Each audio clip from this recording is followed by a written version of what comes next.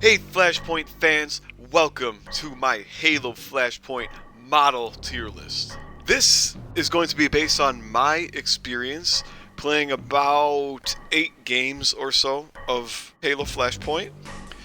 As you can see on the bottom here, we have every single model, at least that I know of, that has been released in the game as of this video. We have the 4 Spartans from Recon in here, the 4 Spartans from Hydra in here, Master Chief, and the 4 elites. So I'm going to rank these guys based on how powerful or impactful I believe they are. In kind of any given game of Flashpoint, I'm going to place more emphasis on Slayer, and therefore one model's ability to kill other models is going to weigh more in my tier list than other things. But I'm not going to completely ignore objective game types. I have played a pretty good variety of each of the objective game types. I think I've played all of them at least once at this point. Of course, the map build will slightly affect how any given model will do. In general, we're going to assume that the map is kind of fairly built and or close to symmetrical. So we have our tiers up here. You see Legendary, Heroic, Normal, Grunt, Suicide. This is just my Halo spin on Legendary being top tier, Suicide being trash tier. Our first victim of the Halo Flashpoint tier list, the Mark 7 with the assault rifle. I think I'm just going to place him normal. I don't think he's anything too special, and frankly I think he's mostly held back by his weapon. The assault rifle, I don't think it's that good as a weapon in general. It has no AP, it has no ESD. It does have rapid fire. I think rapid fire / pin tends to be pretty useful for objective modes, but slightly less so for Slayer. Tactician 1 helps carry him up a little higher than he probably realistically deserves to be. This all comes from a guy who has never played Dead Zone or, the other things that Mantic has made, the other games that Mantic has made. But Tactician and the command dice altogether feel really probably a bit more powerful than I originally anticipated that they would be. So Tactician giving you, it's multiple effects in one, which is fantastic. The sheer fact that you get 1 additional command die over the standard 2 to begin with is really good by itself, and frankly is the entire reason why Tactician is good. But then, for some reason, they give you these cherries on top of, you may re-roll 1 of your command dice each round, and you may also keep 1 from a previous round if you didn't use it in that round. So there's a lot of flexibility in Tactician. His general stats, so speed, range, fight, all that. His speed, 2-3, very average. He moves 2 cubes on an advance, and 3 cubes on a sprint. His range and fight, both being 4 and up, are pretty good. That's better than 50% to hit to succeed per die. His save being 5, that's just standard Spartan save. Most of the Spartans have 5 save. 5 save is literally the worst save in the game, I believe, funny enough. But there's so many other Spartans that have 5 save, it's not like he doesn't stand out as being defensively bad for it. But yeah, Armor 2 and HP 4 are both, I think, massive in favor of the Spartans most of the time, especially when you're comparing them directly to the elites. The sheer fact that Tactician synergizes with Master Chief, which we will talk about later, but Tactician synergizing with Master Chief is also kind of good and makes this guy both have an offensive role with his good range and good fight, as well as a supportive role, especially with something like Master Chief, where he could add another command die to potentially assist Master Chief with his one-man army shenanigans. But altogether, I would say Spartan Mark 7 with the assault rifle is pretty average-ish. I do think the assault rifle holds him back for the most part. To our next subject of discussion, the Spartan Mark 7, except with the Pulse Carbine. And I am pretty tempted to go heroic with him. I do think he's noticeably better than the MA40 Mark 7. Everything that applies for the first Mark 7 that I just talked about basically applies to this guy except the weapon, right? The only difference is the weapon. All the stats are the same. He still has Tactician. He has the same combat knife. And as I mentioned with the MA40, it has no ESD and no AP. You look at the Pulse Carbine, look at this thing, dude, ESD1, AP1, like that's excellent, and it still has weight of fire 1, which is not bad. So it loses rapid fire, which I think in exchange for ESD and AP1, I think this is more than a fair trade. Like, I think this is a trade in favor of this model in particular. The Pulse Carbine is not a fantastic weapon, but I think it's better than a lot of other weapons that most other models have in their base kit. It's going to be semi-consistent with weight of fire, and you're going to pretty consistently wipe out shields and hopefully pierce armor with AP1 and ESD1. So this guy is very much like a jack of all trades in that he doesn't really need help stripping shields or piercing armor. It's just that he's probably not going to pierce both shields and armor in the same attack unless you get really lucky. I feel like 80% of the time I'm picking this Spartan Mark 7 over the MA40 Mark 7. Up next is the Spartan Brawler with the Bulldog. Tell me in the comments why this guy is not one of the worst units in the game. I don't like the Brawler. I don't really like either of the Brawlers very much. Yeah, the Bulldog being a range 2 and having knockback, I think it's really limited. The Bulldog against elites, his range is 5, right? 5 up. That's a bad range stat, arguably. If you're using the Bulldog against an elite, you're pretty much going to need like clear sight or high ground or something. The Bulldog has a range of 2. I don't know how often you're going to be getting the high ground with a range of 2. And also with clear sight, I mean, you could get clear sight easily enough considering it's a range of 2. You're going to have to move really close. So getting the full clear sight for the bonus 2 die, I think that can reasonably happen, but in my experience, I don't think I saw very much of that opportunity. And so, when you shoot at an elite with the base 3 dice and there's no modifiers, like let's pretend like we don't have height, none of that. You're just shooting 3 dice versus the elite's 3 dice. They have a save of 4 up, right? So more times than not, I'm pretty sure you're triggering evade for them, trying to shoot them to knock them back. Because you don't get knockback unless you beat their successes in their defense roll, or in their survive roll, I'm sorry. And if it's just 3 dice against 3 dice, they have saves on 4 up, you have hits on 5 up. That's just not in your favor. You're more likely to trigger their evade for free than you are to knock them back. And then the other part of that, again, strictly for the elite matchup, there's no ESD on this gun. It has AP2, which is overkill against elites as well. So altogether, I don't like him a lot for fighting elites. I think against Spartans, he's a little bit better simply because Spartans have less shield. They tend to have weaker saves.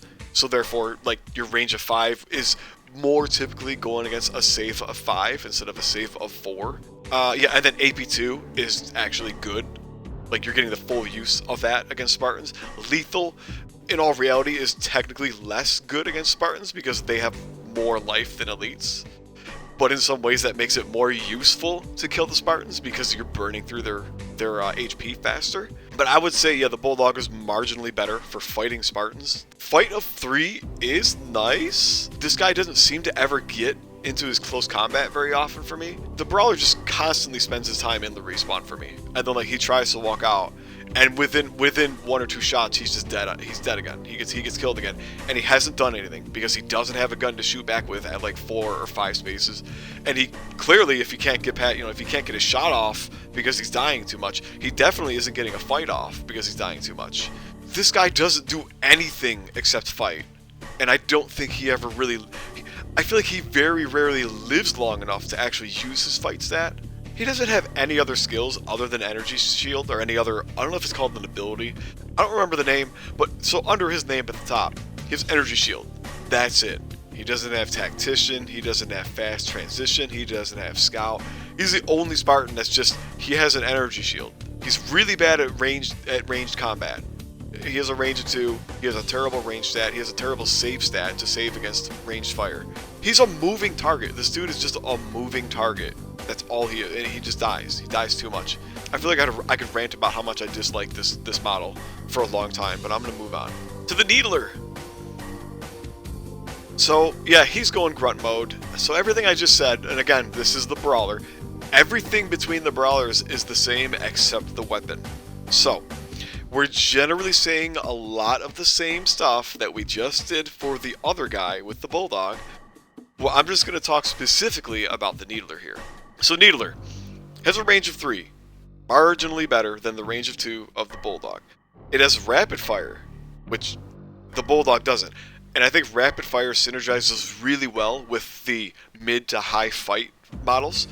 Like for them to self-rapid fire, like self-pin, like they can, not self-pin.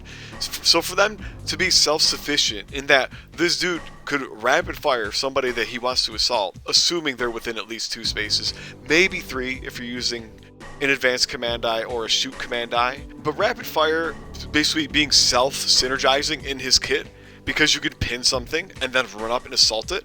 There's a couple of things, there's a couple of good things that come out of rapid fire, especially for someone who has a bad range stat like this and has a still like mediocre gun altogether.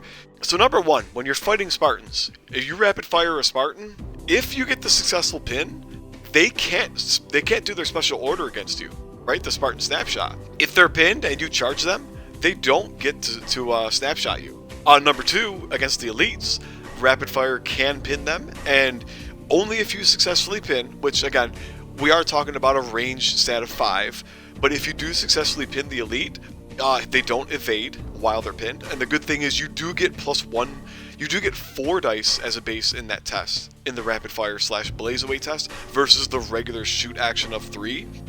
So you do get the 4 dice plus way to fire 1 against, and again, we have a range stat of 5 up, kind of bad, but versus the elites save of 4, but also rolling 3 dice at base, statistically, you are much more likely to succeed on a rapid fire. The Needler, I think, combos so much better with this guy compared to the Bulldog, but he suffers a lot of the same issues. Like, he's still mostly a moving target. Like, he's not going to do real damage with the Needler when it doesn't have AP or ESD. Needler's just there so that you're like, okay, I can do something else with my short action before I charge into the enemy, right? You rapid fire first, and then hopefully if you can short advance, 2 space advance into them, you get the assault while they're pinned. Yeah, you can disable the snapshot and the evade for the elites. This guy is just so much more useful than the first one. But it's still the Brawler profile with the bad saves and the bad range. And the gun has a range of 3, which is not that much better than the Bulldog. So he's better, but I don't love him still. Next up is the Spartan Deadeye pimping the DMR. I do not want him. I am going to rate these guys within the tiers themselves. And as I say that, what I mean is, I think the Spartan Deadeye is better than the Mark 7 with the Pulse Carbine, so therefore he goes further to the left up the tier list. So yeah, the M392 DMR Deadeye.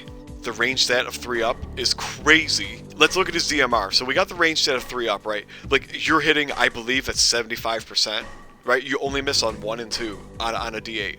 So 3 and up, you're hitting 75% on of the dice that you roll with him. That's pretty nutty by itself.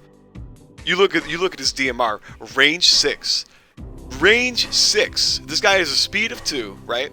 Speed of 2 plus range 6. As long as you have the line of sight across the map, you can shoot anything on the map on any given turn, provided you're not pinned or something, I suppose.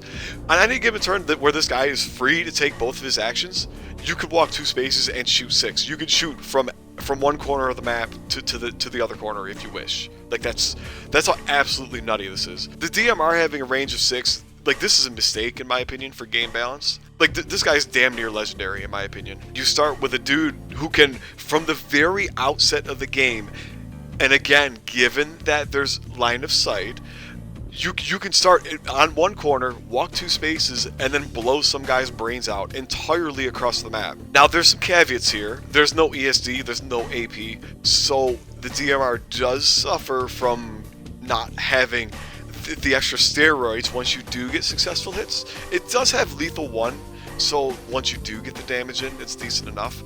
But optics, dude, optics is so silly. Optics just means on every attack you roll 1 additional die. On every attack with the DMR, you roll 1 additional die. You get headshots not only on 8s, but also on 7s. So you have a 25% chance on each die to get a headshot, which means you roll another die. And so you get the headshot trains. And like, this guy, the Deadeyes are so consistent at killing models. It's crazy. It is absolutely crazy. If any one of your models are within line of sight of a Deadeye, there's like a 20% chance you're gonna die. And then you get the Deadeye on high ground, or you get him clear shot, and that range data 3 plus optics headshotting on 7 and 8, like, it snowballs so completely out of control. Every die that you can give your Deadeye on each shot is completely insane, and it just, again, it stacks. When you headshot 25% of the time, every die is effectively another 0.25 of a die, right? Let's look at his abilities here. So he has energy shield. That's, you know, it is what every frickin' Spartan has this. Fast transition, as if the Deadeye didn't need to be more broken than he already is. Fast transition says that basically when you short action shoot with a gun, if you're equipped with another gun, like as you can see it says pickup slot on the card there, if you're equipped with another gun, you can choose to shoot with both of those guns at the same time and choose 1 or 2 different targets with each gun. So like if he has a DMR and the sniper rifle, and let's say you have 2 models in his line of sight, well, when you go to shoot, you can say, okay, I'm going to shoot model 1 with my DMR, and I'm going to shoot model 1 with my sniper. Or you can try and split your damage and say, I'll shoot model 1 with the DMR, and I'll shoot model 2 with the sniper. Effectively, if you pick up another gun, he's shooting twice per turn off of his crazy range stat. Unless, of course, you pick up like a sword or a hammer or like whatever. You guys get my point, though. You get a reasonable ranged weapon in this guy's hands, you're just shooting twice every turn and absolutely blowing heads off of everything that walks in your fucking sight. His stats, we'll tackle his stats very quickly. I've already gushed enough about this guy. Fight of 5, yeah, like, if you can get anywhere near a Deadeye, lock him up immediately. Just get into his personal space. His fight of 5 and survive of 5, he does not. Survive of 5, again, kind of glass cannon, like, that's tied for the poorest survive. He kind of keels over. This guy's just so busted. Let's move on to the next Deadeye. Spartan Deadeye with Stalker rifle. I am going to place him just below the DMR. There are reasons for this. I don't think the distance between the two is huge, but I personally find the DMR is more flexible and easier to use. So Stalker rifle, you look at the weapon. Still has a range of 6, just like the DMR. It trades optics and lethal 1 for AP 1 and sniper scope. So I think sniper scope is a slight downgrade. Sniper scope requires you to take a long shoot action in order to use the sniper scope, and I probably should explain here. So what sniper scope does is when you take a long shoot action with this weapon, you can roll 2 additional dice and you headshot on 7 and 8. So that's kind of like optics, except optics only gets +1 and headshot on 7 and 8, right? +1 die. So the thing with a sniper scope is, if you move, like let's say instead of long action shoot, the way the action economy is you can take 2 short actions, or you can take 1 long action. The sniper scope kind of has this downside of, well, if I move first to reposition, I can no longer take advantage of sniper scope, which means my entire shot, like my entire shoot action, is just a regular range 6 AP1 shoot action. The base is 3 dice. I don't get the headshots on 7s. What I mean to say here is you're not benefiting at all from sniper scope. Sniper scope does absolutely nothing if you are not long action shooting. And so the reason why the DMR is higher, in my opinion here, is that for the same long action shoot, like if I wanted to long action shoot with the sniper, like let's say I'm in a good position, I don't need to move my Deadeye, so I can say, alright, for my activation, I'm going to long action shoot, take my +2 dice and my headshots on 7 and 8. If I go to the other side of this and with the DMR, I say, I'm happy with where he is. Instead of long action shooting, I can basically emulate what sniper scope does with the DMR by crouching first and then shooting, right? Crouch is the first short action and then shoot as my other short action. Because when you crouch, your range test get +1 die, right? So by crouching and then shooting with optics, I've now effectively gotten +2 dice and exploding on 7 or 8 without even needing a long action shoot. Does that make sense? So crouch into shoot with optics is the same thing as long action sniper scope shot. But the difference is I can move and then shoot with the DMR, and I still get +1 die for optics and headshots on 7 and 8. Where Sniper Scope, you don't get anything. Sniper Scope is literally blank space for you if you move first and then short action shoot. There is one minor point in favor of the Sniper Scope here, and that is with the shoot command dice. Because when you blow a shoot command die, it says you may take a long or short action shoot. It's indiscriminate about, like, it's your choice. You get to pick which one you want to do. So in that case, a shoot die synergizes more with this fella, because then you can move, or you can even sprint, really, and then use a shoot die to then take advantage of Sniper Scope, because that shoot die technically gives you a long action shoot for free. So that's one really big thing with this guy, is like he could be a giant walking nuke at any given time if you have a shoot die, because then you can sprint 3 spaces, pop that shoot die, and take a big ass Sniper Scope shot on somebody.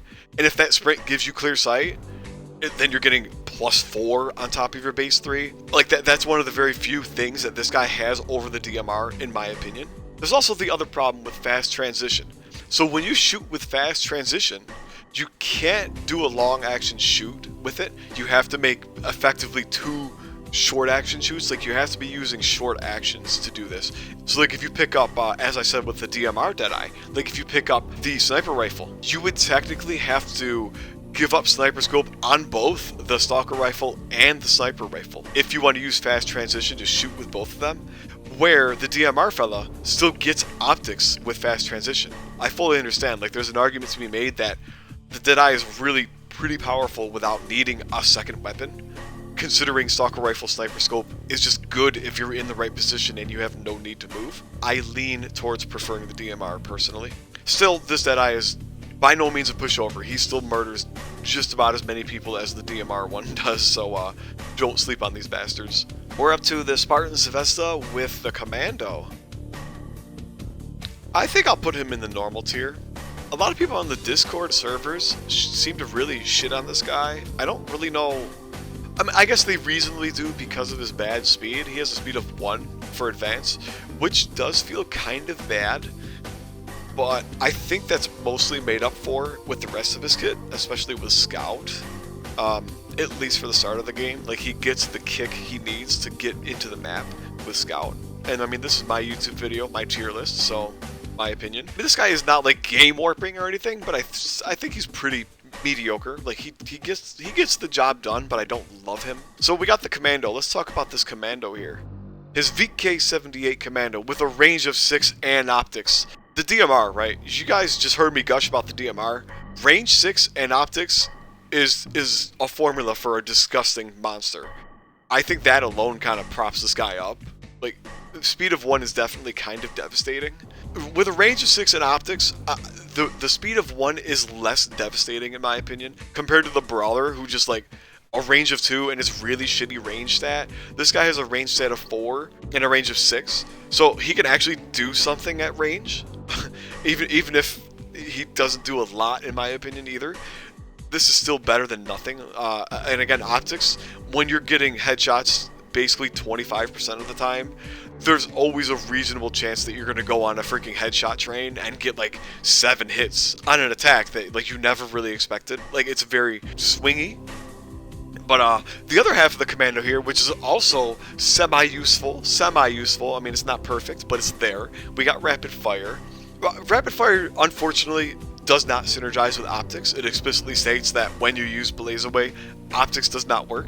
So there's some anti-synergy here, and frankly, I'm a lot less inclined to Rapid Fire with this guy, but it still gives him an option to try and pin an elite. I think pin is extremely useful against elites, so I think it helps this guy do something more against elites when you need to stop them from dashing all around the map with evade. Commando not having AP, not having ESD, it kind of suffers in the same way that the DMR does. As far as like, you need to roll a lot of hits if you're gonna get through and do some damage. But let's talk about Scout. So Scout gives you basically 1 free move at the start of the game before weapons have dropped, but at least sometimes it'll let you pick up an item. And also that one free space of move helps to offset his speed of 1, at least for the initial part of the game. Now when the Zvezda dies, it's really annoying trying to get him back on the map. Because of the respawn mechanics, since you have a speed of 1, you literally can only place him back into the cube that's directly in front of your respawn. When he dies, it is really annoying to get him somewhere back into the fight because of his speed of 1. The fight stat 5 up is pretty weak. Same fight stat as the Deadeye. And it kind of sucks that if you do choose to sprint, you lose your crouch because Scout only allows you to keep crouch if you advance and not for sprinting. So it's hard to want to sprint with him. There's a lot of confusion amongst the Zvezda's kit in my opinion, but it works reasonably well. Alright, we're moving on to the next Zvezda. The one with the Cindershot. You know it's bad when I'm putting him below a Brawler here. Same as all the other Spartans. The only difference here is that the weapon. The weapon is the Cindershot instead of the Commando. So, the Cindershot has a range of 4. It has ESD-1, which is a minor upgrade, I suppose, over the Commando. It is Grenade. Grenade is very funny because it allows you to lob. You don't need line of sight at all to the cube that you're shooting. Provided that if you give a bird's eye view down, from top down on the map, that you can see both the shooter and the target cube. Like it's supposed to emulate that he's shooting up and over a bunch of walls and then down into his target cube. So this has cute like niche uses in that you can shoot over some walls like that. Part of what holds that back comes up next, which is Implosion. Implosion 5.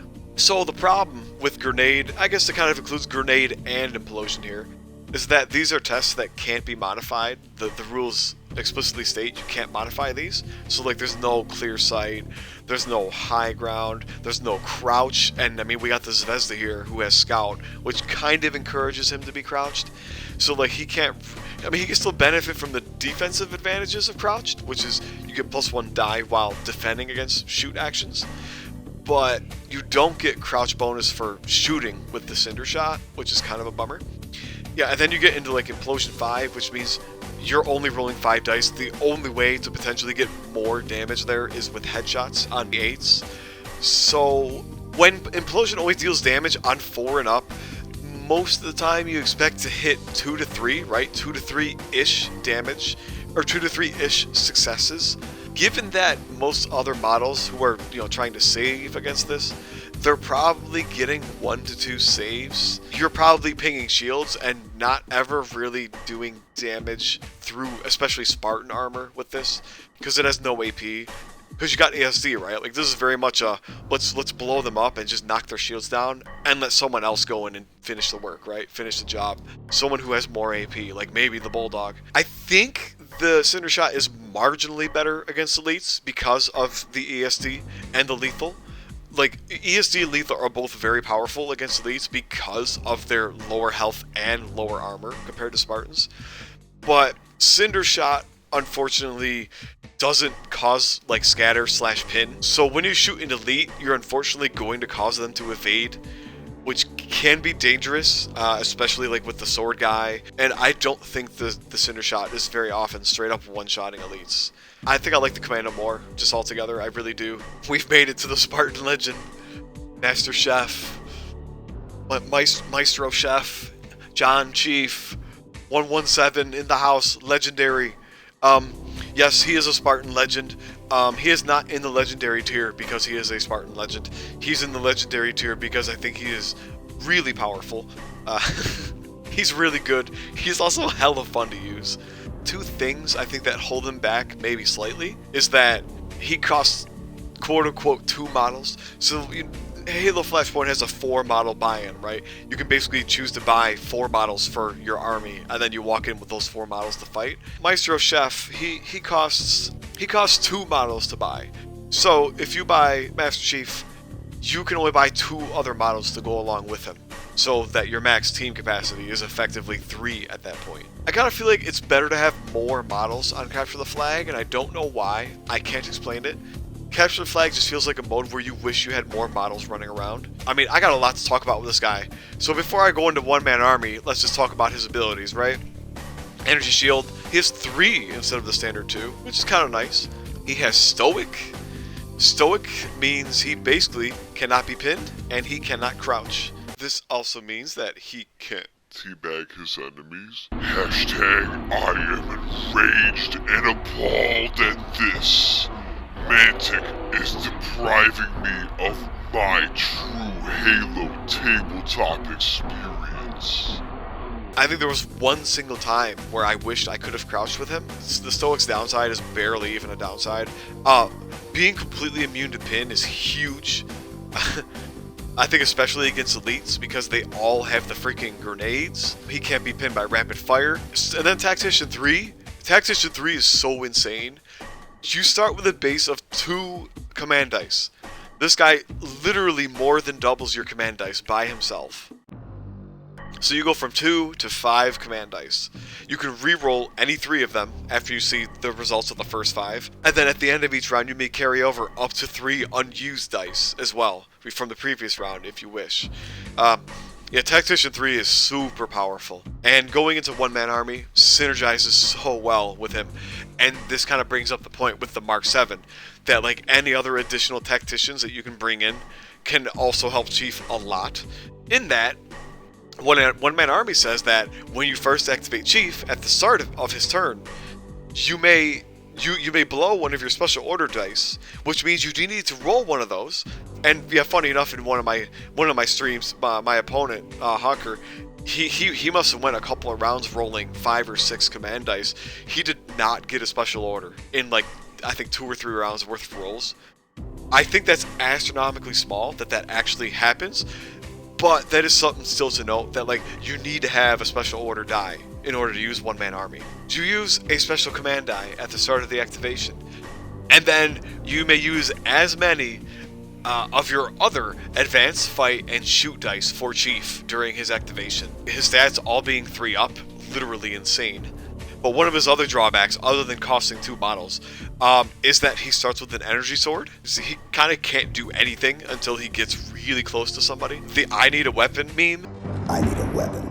This dude needs a weapon ASAP so he can go absolutely ham with one-man army. The energy sword, it is a good weapon. Like, it's a fucking power weapon. Like, look at this thing, CC. You get this thing in CC. ESD2, AP3, this literally means any hits you get through on a Spartan is just true damage out the gate. And then with the elites, ESD2 almost gets through their shields. So the first hit that you roll with a sword against an elite will kill their shield. Yeah, the energy sword is basically true damage against every model. The elites have a 1 shield buffer. The energy sword is like, they were high. I'm sorry, the developers were high as hell for giving models energy sword in their base kit. So every time this guy dies or the sword elite dies, they just come back with energy sword and can effectively do true damage against everything. And then we have the range option, the lunge. It's at least ESD1, which is a little bit less powerful, but still pretty good altogether. On the final note for one-man army, it makes Chief pretty interesting for objective modes, given that you get the special order dice, of course. Because of if you roll enough advanced dice, or even if you roll enough shooter assault dice, that like you can move in and grab an objective and then start blowing advanced dice to move Chief backwards with it. You do need some pretty reasonable luck to pull off those shenanigans, but I feel like that is entirely what makes Chief so much fun. Now there are parts of me that think he's not actually, like, he might not actually be legendary. He might not be as powerful as I think he is. I could see this, like, this could be, you know, Noob Stomper meta kind of thing. Chief is not invincible. There is no doubt. He can be killed, especially by elites. He can be killed because of sticky. The sticky grenade keyword completely ignores his otherwise good saves, because when the elite is throwing a sticky, if they have line of sight and they get at least 2 successes on the grenade throw range tests, it just removes all Chief's shields for free. Alright, I think I've rambled on enough about Chief. Tell me if you don't think he's top tier model, please. Go ahead, write in the comments, because I'm thoroughly impressed with him. Up next is the Sangieli Mercenary. I think it's Sangieli Mercenary. The Sword Elite, though. This is the guy with a sword. And you know where he's going? Yeah. Partially because if he wasn't here, I feel like the elites would have a much harder time dealing with Spartans. Like, this dude alone single-handedly melts Spartans. Again, this is entirely because the CC range of the energy sword, you get any number of successes against a Spartan, their shields are gone for free. Their shields are gone. Their armor is gone for free, and you get a free damage on top of it for lethal. Like, the energy sword turns Spartans into mincemeat so quickly. Toss evade in here. I haven't talked about evade, so let me hold my horses here. So, abilities. Energy shield 3. Minor upgrade compared to the Spartans, other than Chief. And we have evade. When the elites with the evade are attacked, they are allowed to make a 1 cube advance immediately after the attack. Out of phase, like what basically during the shooter's turn. These guys, now granted that the elite number 1 survives, of course, survives the attack. If they don't survive, they don't evade. If the elite gets forcibly moved by the attack, such as knockback or scattered, like from explosion, let's say, or if they're pinned from the attack, from like rapid fire, then you cannot evade after that attack. But off of like regular shoot attacks that don't kill them, don't pin them, don't forcibly move them, they get a free 1 cube move advance, I should say. This also allows them to free assault if they advance into a cube with an enemy model. So you take an energy sword along with evade, and you have a recipe for absolute destruction, because if you shoot this guy and he's within 1 space of any of your friendlies, you're nearly giving him a free kill, unless you think you have really good odds of killing him before he evades into your friendlies. I watched him play this sword elite against a team of Spartans, and literally the sword elite was bobbing and weaving in between a bunch of Spartans and just mowing them over with the sword. It was absolutely obscene. The combination of evade plus energy sword is really unfair in my opinion. One more reason why he is above Chief is he doesn't cost 2 models like Chief does. So when you play the elites, you get the sword guy who's ultra fucking busted, but you also get 3 teammates. Chief only gets 2 teammates if you're fighting against the Chief, you know, with the elites. So there's a lot more backup for this guy compared to the Chief. And the final point I do want to bring up here, the grenade, the sticky grenade. So this thing, so this is a 1 use, right? But every single respawn, you get a grenade back. So like he has a range option at range 3, which is pretty good. Like the range, the grenade is pretty good for a few reasons. Frag 4 is decent. It's nothing to write home about, but it's decent. The grenade keyword, as I mentioned with the Zvezda with the Cindershot, you can use line of sight to the cube to throw the grenade, or you can do the top-down bird's eye in case you don't see the grenade, the cube at all. You can use the top-down bird's eye view to emulate like a giant lob, such that like if you're looking top-down on the map, if you can see both the elite throwing the grenade and the target cube that he wants to hit, then that's considered quote-unquote having line of sight for the grenade.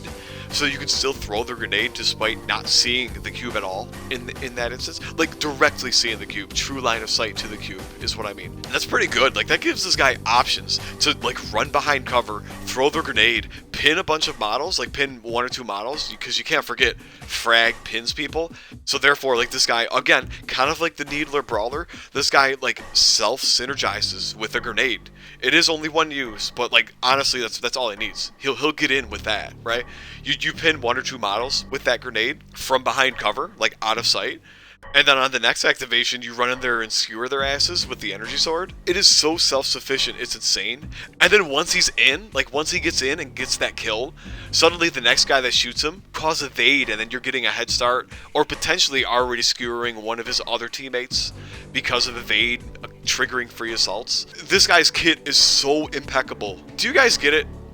Like, leave a comment if I'm like, you know, off kilter here, if I'm fucking crazy. This guy is by far the single best model in the game. Up next is Sangieli Mercenary. The Sangieli Mercenary Needler, though. So here's the thing with the elites. They're basically all the same exact thing, except they have a different weapon. The other 3 elites all have energy daggers.